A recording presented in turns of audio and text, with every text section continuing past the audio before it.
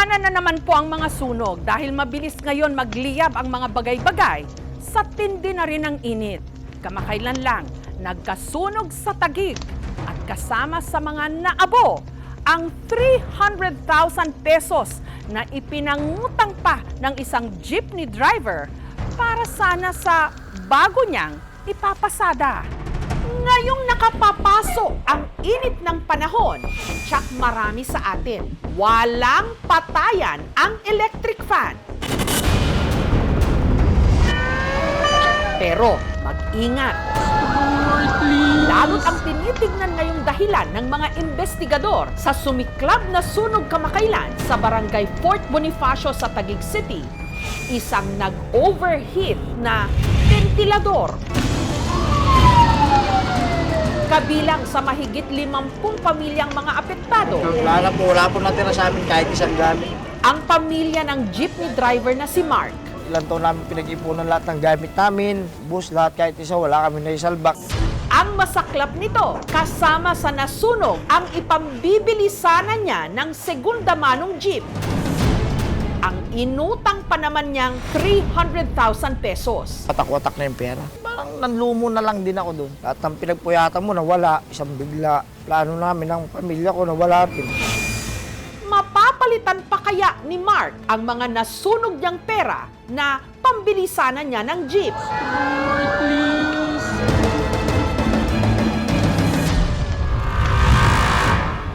Nitong Martes, habang pumapasada si Mark, Siguro mga nakakadalawang ikot pa lang ako, may tumawag na sa akin. Pre, nasusunog yung bahay nyo. Tumawag po ako sa asawa ko, kaso hindi ko na po makontak. dito na raw pinababa ni Mark ang mga sakay niyang pasahero at saka siya dali-daling umuwi. Pagpasok ko doon, ang kapal ng usok. Kitang-kita yung harapan ng bahay namin na nasusunog na eh. Tapos hindi ko makita yung asawa ko. Natakot ako, siyempre yung mga anak ko lilit pa eh. Ano kaya nangyari sa kanila? Patay na ba sila? Yung isa kong pinsan, sinabihan ako na, Tol, yung pamilya mo nandun na kila Jude. Safe na sila. Doon na ako nabuhayan ulit. Tinakbo ko sila. Umiyak ako. Siyempre naawa ko sa kanila. Bata pa sila. May ganung trauma na agad na nangyari sa kanila eh. Ang sunog na ideklarang fire out pasado alas 12 ng tanghali. Doon na nag-sink in sa akin yung pera. Doon na umiyak nang umiyak sa akin yung asawa ko. Hindi ko nakuha yung pera. Inuna ko si Yuni na wala sa isip ko. Sabi ko, pera lang yan, kaysa naman yung anak mo mawala eh. Binalikan ni Mark ang natupok nilang bahay. Sa pag-asang baka may ma-recover pa siyang pera. Sana meron pang matira.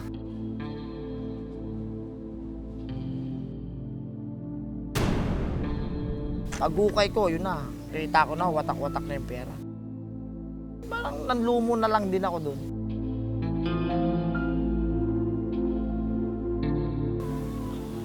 Buti sana kung minaisalba kaming gamit, sir eh. Paano kami makakabili ng gamit namin? Wala rin naman kaming pera. Paano kami makakaroon ng tirahan? Wala na yung bahay namin. Pinaka-iniingat-ingatan ngayon ni Mark ang mga naisalba niyang sunog na pera. Ang ilan sa mga ito, halos naabo na. May ilang kalahati na lang ang natira. Ang 1,000 peso polymer banknotes o pera na gawa sa plastic, nalusaw at nagkadikit-dikit. Ay, sayang talaga yun. Nangihinayang talaga ako doon kahit pa paano. First time namin makahawak ng ganung pera, tapos nawala pa. Parang start to zero ko. Dito sa evacuation center sa kanilang barangay, pansamantalang nakisilong si Mark kasama ang dalawa niyang anak at ang misis niyang si May na 6 na buwan pa manding buntis. Hindi po namin alam kung kailan po kami mamawalis dito, kung saan na kami punta. Ang mga naisalba niyang sunog na pera, ibinalot niya ang mga ito sa plastic at isinilid sa plastic container. Ito ko po nilalagay yung pera, tapos pag matutulog po ako, minsan tinatabi ko na lang, minsan natago ko dito sa box na to. 3 taon ng driver ng jeep si Mark. Kung may extra po ako ng jeep, paiba-iba pong jeep ang dinadala. Minsan sa kaibigan, minsan sa kumpare. Sa maghapong pamamasada, madalas short daw ang kanyang kita. 2.5 lang, magkukrudo pa ako ng 800, magbaboundary pa ako ng 800, ganun. Tapos yung matitira, yun na yung pantustos ko sa pamilya ko.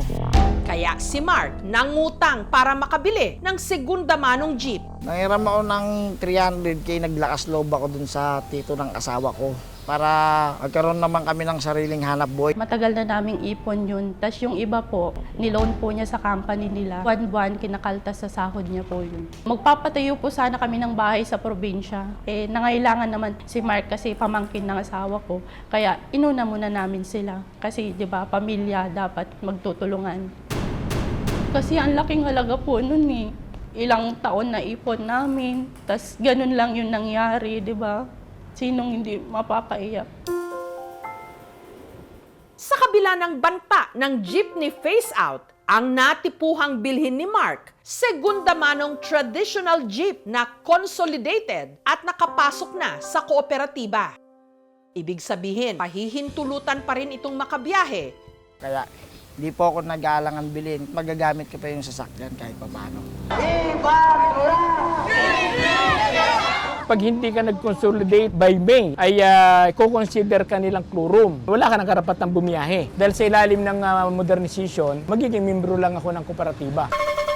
600,000 to 700,000 yung rehabilitation ng mga traditional jeepney. 985,000 yung halaga ng isang modern jeep. Meron din lumalabas, halos sumabot ng 2.2 million. Masakit dyan, kahit na matapos ng bayaran yung unit ay hindi magiging akin sapagkat hindi nakapangalan sa akin yung unit, kundi nakapangalan niya doon sa corporation or doon sa kooperatiba. Yun ang kinaayaw ng mga operator. Kaya ayaw nilang halos pumasok doon sa programa. Kasi pagkawala ng pag-aari mo pagkawala ng kabuhayan mo Kompleto na yung pera. Ang inutang na pera na ibigay na raw kay Mark nito lang Lunes. Kaya hindi ko po muna binigay yung pera gawa nang wala pa akong hawak na papeles ng sasakyan. Kasi galing pa po sa Bicol yung papers ng jeep at yung deed of sale. Sabi po sa akin ng mayari, bukas doon na tayo magbayaran. Tinago yun ng asawa ko doon sa bag ng anak ko. Tapos tinago niya pa sa isang bag na lagayan ng mga pantalon, inipit niya doon.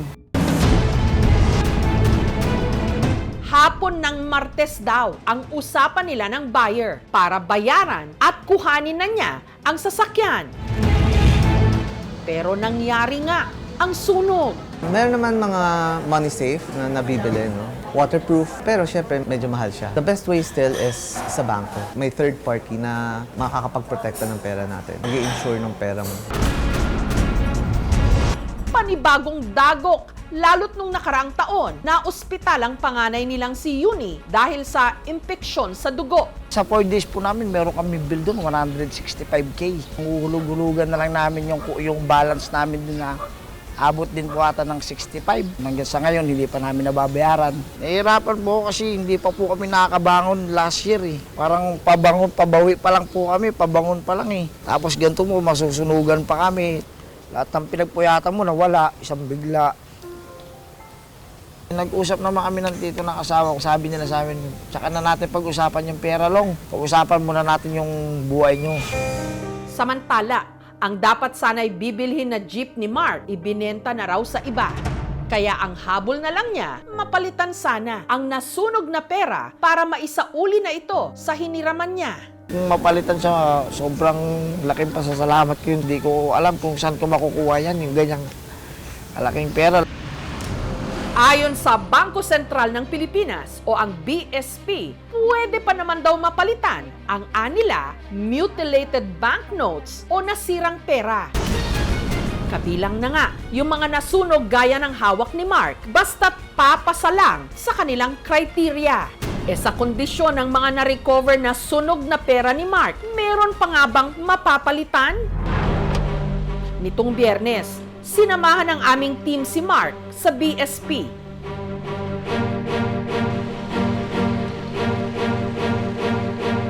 Sa nasunog na inutang niyang 300,000 pesos, ilan kaya ang mapapalitan? Kung meron man. Sana mapagbigyan nila ako na mapalitan ko yung pera para mabawas-bawasan po yung problema ko. Para malaman kung may mapapalitan pa sa mga nasunog na pera sa inutang pa man din na 300,000 pesos ng jeepney driver na si Mark, sinamahan siya ng aming team sa BSP o sa Bangko Sentral ng Pilipinas. Yung mapalitan siya, sobrang laking pasasalamat ko yun. Ang pera tinanggap ng kawani ng BSP.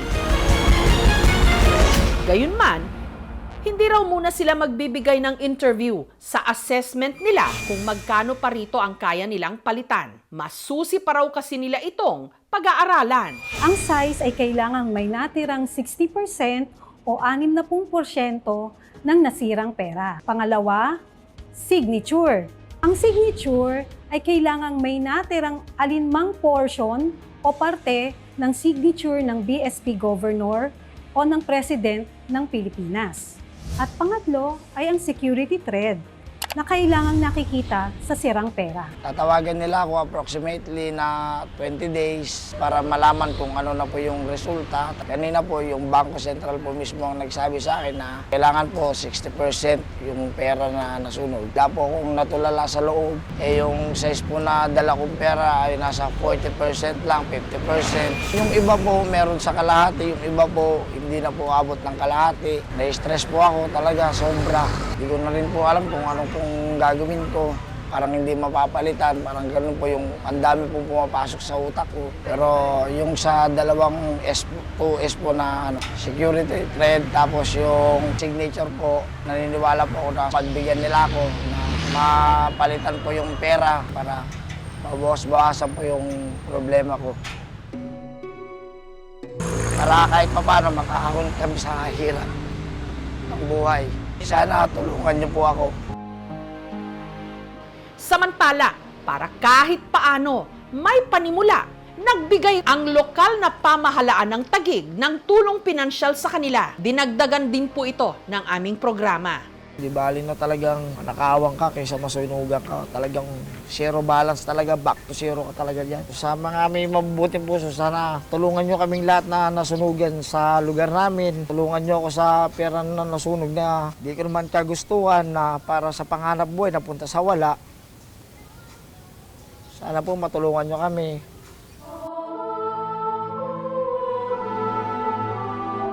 Pera na, naabo pa. Talagang ang hindi bali ng manakawan, wag lang masunugan.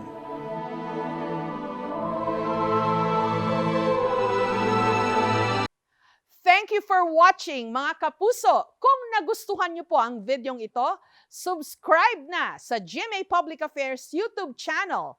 And don't forget to hit the bell button for our latest updates.